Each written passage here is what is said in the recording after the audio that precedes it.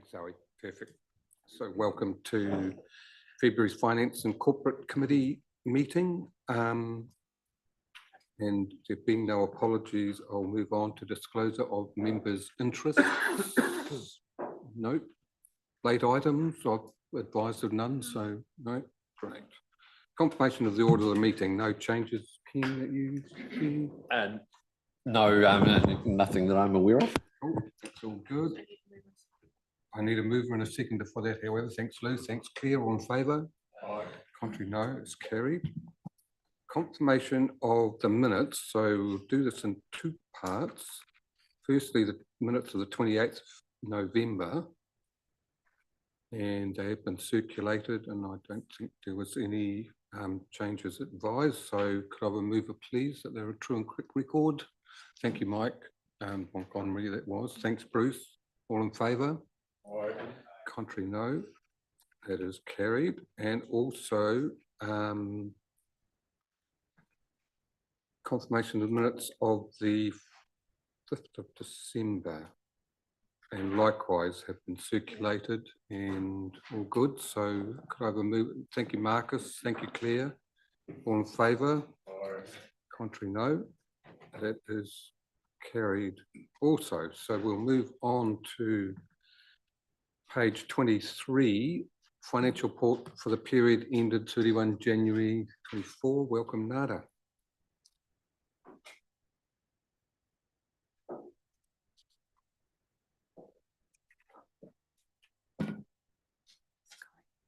Afternoon, everyone. We've got the financial report for the end of January. I'll just take the report as being read, but I will call your attention to the rates report, which is on page 9 of my report, which might be 30 of your agenda. So we had an update come through on this report. So the one in the finance report, the rates instalment, that's picking up only 2, but the 3rd instalment got invoiced before the end of January. So the updated report actually shows those 3 instalments coming through. And with the 167 with the prior year's arrears, there is currently 23 that are on demand stage and should be paid by the end of the financial year. 10 have no mortgages, so they're at various collection stage. And 6 are actively on arrangement, and the 1 with the rating sale. So if there's any questions, we'll just move on to that. Sure, so that clears up that page. Yeah, anyone got any questions regarding the report? Marcus. Now I'm just wondering, like, is the water's debt, is that becoming larger, or from people not paying their water rates? Like, is that amount sort of stable, or is it increasing or decreasing? Or I could go back and have a look at the trend, but I have also got some with any outstanding with the waters. They do have, I think they've got 23 on direct debits for any outstanding that they are chasing up. There's 31 that are at advice stage with the bank as well, but I can actually chase up the current position to see if it's improving. Yeah, because it'd be interesting to know, like, you know, are their rates up to date, but the waters aren't up to date? Like, and why are we getting more waters than rates? Yeah. Yeah. It can be from the actual percentage collected is the same, and the penalty increase on both orders and normal rates, Ken tells me, is due to the rate of penalty has changed. Yeah. So through the chair. So what happened is, I guess, a response to COVID. 3-4 years ago, maybe 2-3 years ago. We did drop that penalty, which has always been 10%. And in fact, quite universally across the country has pretty much been 10%. We dropped that down to 3% to give some relief to our ratepayers. That existed right through to through to the end of June 2023. But then in this current year, we have now reverted back to the 10%. So that kind of indicates why, and for both the waters, because that applies both in the water space as well as the general space, that shows why there's quite a significant jump in the penalties. Basically multiply that up by 10 over 3 to and that gives you an indication of how much that factor would have impacted. Yes, almost bang on what it would be. So yeah, so it looks like our collections are actually pretty still very acceptable, which is lovely. I guess probably everyone's noticed that income revenue is 49% when we're kind of expecting 58, and outgoings is 62 when we're expecting 58. I believe most of that is timing difference, but we'll be really interested to see the reforecast that we get next month to get a real clear picture on that. So, and I think the only other thing really stood out to me. Sure. If I may, review. And I picked up exactly the same thing and had a look, and I see that depreciation and amortization is 69%, which I would have thought that depreciation was one thing that you could actually quite clearly identify for the yearly budget. So what's happened with the depreciation level that pushes it out from the 58 to the 69? So that would have been from our revaluations that we had last year. So the budget was set before those had happened. Oh, okay, Yeah. before the And- revaluation. And that will answers be reforecasted in the February Thank as you. well. Yep. Yeah. That answers it. And it's good. Oh, sorry, I'll be with you in a second. Mike, good comment that, Roger, because it's about 10% higher than we had anticipated. Clearly. Yeah,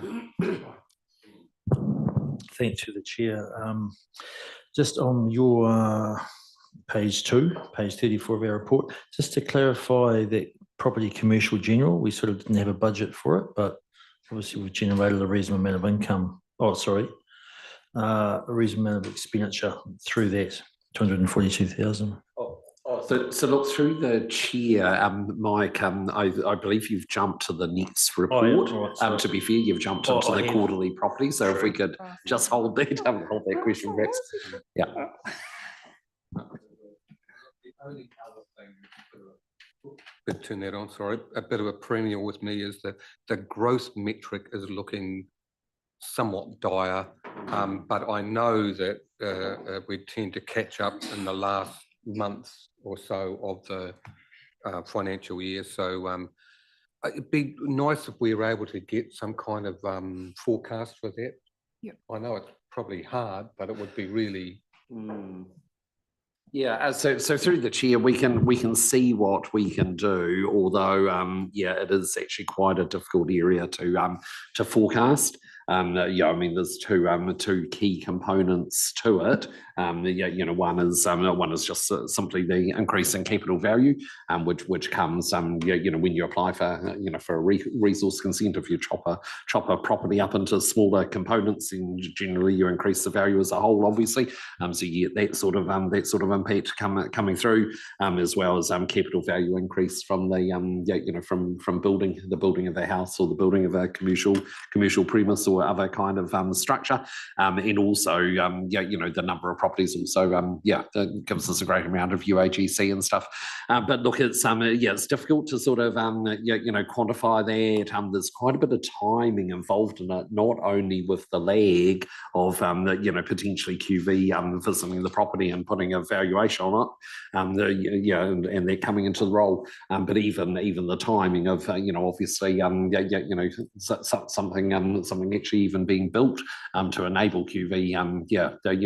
Is it going to be built in time for the building to be in place and for the QV to go and do their evaluation as well. So so we can do some work on it, and we have done some work on it in other years in terms of drilling down into the data in terms of what's coming through in resource and building consents, etc. So the team could certainly do some work on that, but it is inherently difficult to forecast. Thanks, Ken. Claire. Yeah, thanks. I was going to ask about the key risk indicator report, which is on page 26 of our agenda, or page 4 of your report. It's the red projects 80% level of service spend for community services. Yeah, and so it's in red. So are you able to shed some light on what's behind that KPI? That would just be due to the timing, but once they'll be looking at those come the end of this month in the reforecast. So Right, yeah. hopefully they will be, so they'll be having a good look at all their projects. Yeah, I think Yeah. I asked this question at a previous quarterly report, and I think it was to do with the Cambridge Town Hall. And there was a delay in, the trust getting set up and getting their plans in place. So Okay, I'm just assuming it might, or I watch can for have the a look. reforecast. Yeah, definitely. Cool, thank you. I'll go back. Yep. So through the chair, actually, that is clear. That is a very likely proposition. Although that money has been allocated to them, they have had to get resource on board, and in fact, they have already clearly signalled to us that there will be some carry forward into next financial year. Okay. There's no further questions. There's a recommendation on page 23. Thank you, Roger. And the seconder, thank you, Claire. All in favour? Contrary, no. That's carried. Thanks, Nada. And we will see you next month, if not before. All right. Item 8. Quarterly Property Services Report. Welcome, David. You've been so busy, we got 2 reports in one. 2 for the price of 1. Kia ora, Mr. Chairperson and members of the Finance Committee. This afternoon, I bring you the first and second quarter property reports combined, and we do apologise that we did miss the first quarter one prior to Christmas. I'll take the report as read and then just offer some highlights that we can share with you. Financial, we're sitting within the forecasted budget within the capital expenditure. Just to note that there is the Cambridge Town Hall renewal program, which will be starting in May, running through November, as previously mentioned. Levels of service improvement measures are tracking well. We do have some historical data that has been closed off after dates that is showing a thumbs down on one of the graphs. Activities, developments and updates. Cambridge Town Hall, Cambridge Clock Tower restoration is going well. I was on site last week, and they are steering towards completion June 24. At present, they're on track. The Paronga Sainsbury Forest roads have had remedial work completed on them, and that's taking out the forest truck ruts that are detrimental to our mountain bikers. And staff are working on a process to assessing options for the replant of that site in the winter months coming forward. The lens that we're using for that option is best return to ratepayer, best return to the environment, and best for the forest users. You happy to take a question? Yeah, I'd just like to ask a bit of questions about that, David, because I see that, the plans are in place to get that replanting underway. So what are your plans to touch base with the community and I presume the mountain bikers and things like that? Yeah. So through the chair, we have monthly meetings with the Mountain Bike Club. We have shared with them the different options, whether it's an exotic or a native. One of the natives being a manuka as a primary, gives the same sort of running track as an exotic, as a radiata. So they're well on the in the loop on our discussions on looking for the future planning. Yes, I'm hoping that you'll also be touching base with the Pirongia Community Association, I guess. Yeah, I do know that Ruth Webb is the president. I'm pretty sure she was asking what's happening. And I said, oh yeah, you'd mentioned that you were, getting plans underway. So yeah, I think that would be appreciated. Yeah. Through the chair, I have been in touch with Ruth. Sorry. Right then. No, thank you. I've just got a question about the Cambridge Water Tower, if I may. You've got two options there. Both of them are beyond budget. What's the answer there? I mean, you're going out for consultation, but what are you going to consult on? So through the chair, we have been had discussions with Heritage New Zealand. Heritage New Zealand are fairly concerned around both proposals. And so we'll be looking at a peer review on the DSA findings from the engineer to ensure that those findings are in line with Heritage New Zealand's heritage engineer, and then we can go from there. You don't know where you're going.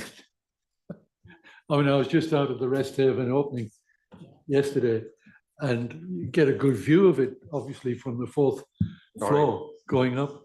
And sorry. Yeah. It's all right. I just don't know what we're going to do there. Sorry, Thank David. you. Yep. Carry on. Through the chair, the license and lease renewal program is progressing well, and our property advisor, leasing officer, is bringing some more reports to you in this agenda. Housing, the new 10-unit development at Vale Court is progressing well, with the foundations of 10 units completed prior to Christmas, and that was ahead of schedule. They only had 3 scheduled.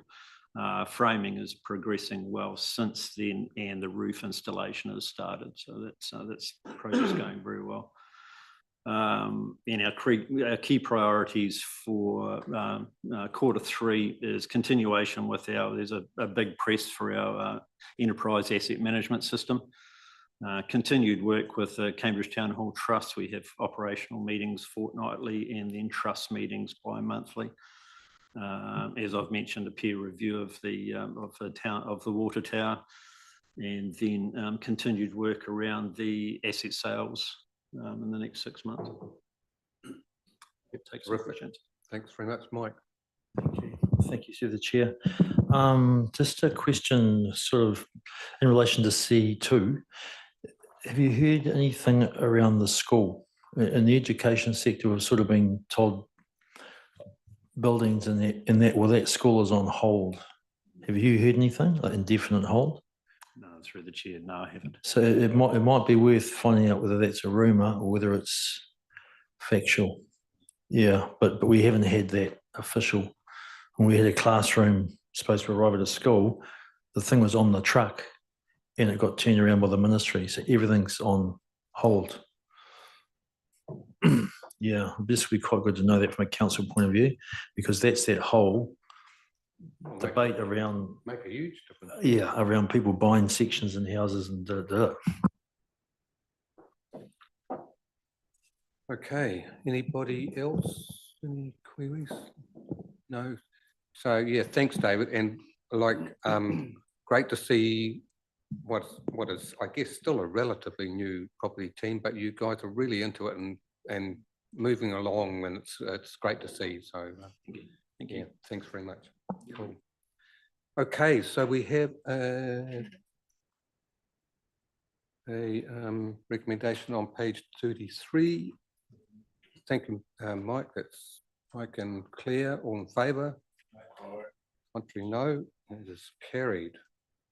Okay. Item 9, perpetual lease renewal. Yes, these are a bit of a mission, aren't they? Yes. Please. Good afternoon to Mr. Chair and the rest of the elected members. Angela, I presume. Angela from the property team. I've got David here to support Welcome. me. Cool. Okay. So this is this report is in relation to the renewal of a perpetual lease over the reserve known as the Alexandra Redoubt. You guys might know where that is. Most of the report can probably be taken as read, but I'm happy to just highlight a couple of items if that's okay. Absolutely. So just it's important to note that the tenant owns all the improvements on the land.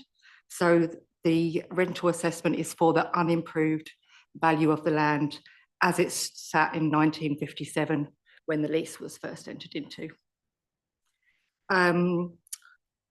So the lease portion of the land has been assessed at 2,750 per annum plus GST. On top of that, there's going to be a license. We're offering a license to occupy of the road reserve that can't be included in the main lease because it's on road reserve.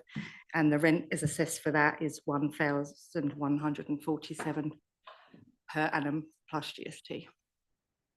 I'm happy to take questions. Okay, I think a pretty comprehensive report, actually. So, Oh, thank you. yeah. Anyone have any questions? Seems pretty straightforward. Just a tiny. No, don't worry, don't get me going. It's just so much work for you to do this. Do they have to pay our costs or not, the tenant, or are we? They pay the legal costs because we do get lawyers because these are trickier. We do outsource this for lawyers to prepare the deeds, and they pay for the legal costs. Valuation fee or I not? think we pay for the valuation fee because they're then entitled to go and get their own valuation if they don't agree with ours. So, but okay. Yeah. It's so much work for so little. Yeah, It's just like it's just is what it is from the 1957 it's a nightmare. leases that the Crown entered into at that time. Obviously, in today's world, we wouldn't be offering that, that service.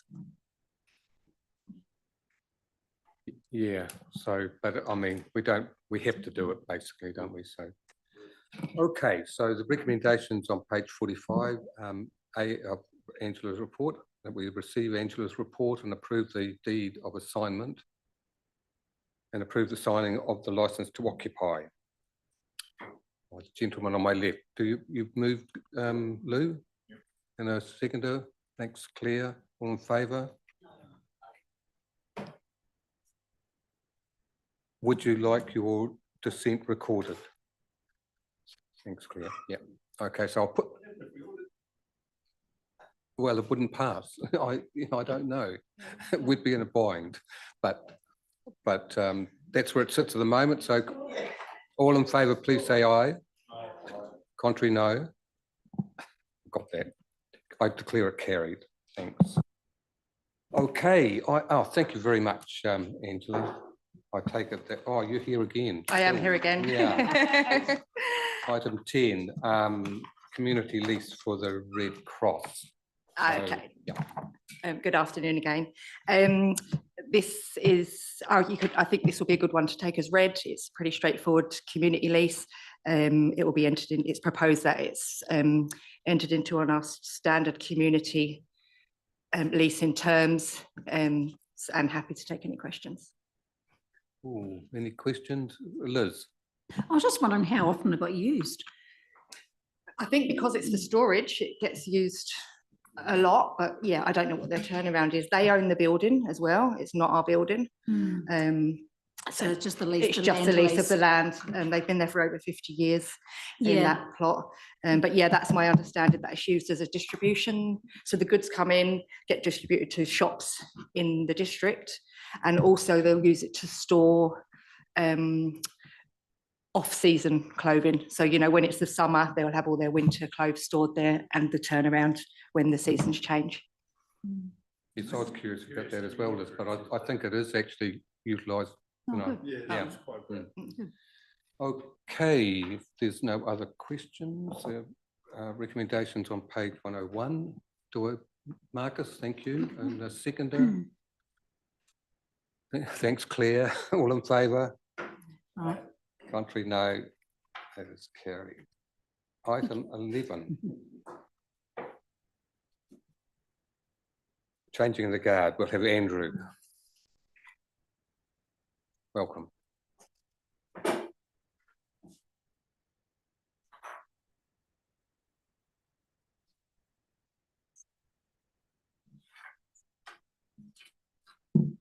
Good afternoon, Mr Chairperson, members, and good afternoon, members of the Finance and Corporate Committee.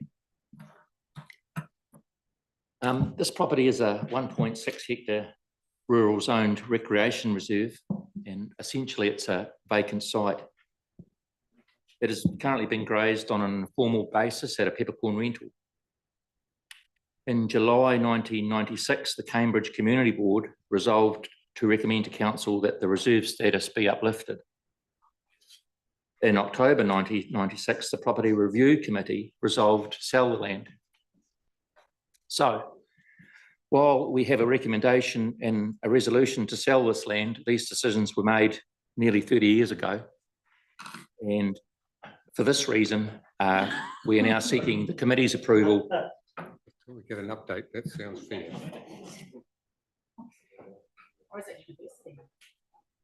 We are now seeking the committee's approval to commence the process to revoke the reserve status. Now, as the reserve is Crown derived, the share of the net proceeds from the sale and disposal of Crown Reserve land is determined by a ministerial policy. And this was written in the late 1990s, this policy. So generally, the split of the money is 50-50 between DOC and the council. However, we may apply for up to 100% of the net proceeds, provided that the funds are used primarily for the purchase or management of reserve lands. So our intention, staff's intention, would be to apply for 100% of the proceeds, obviously. And I've just done some rough numbers. We estimate that if we achieve 50% of we would receive a net of 270,000, or if we were able to get 100% of the proceeds, we'd get 540,000 after costs. Does anybody have any questions?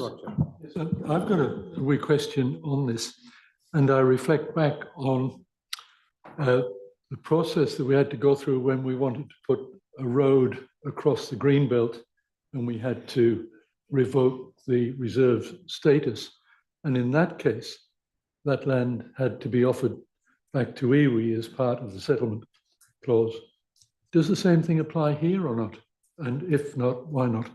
So in this situation, we go through a process. So the first step of the process is to notify DOC that we want to revoke the reserve status, and then that kicks off a process which includes all of that investigation.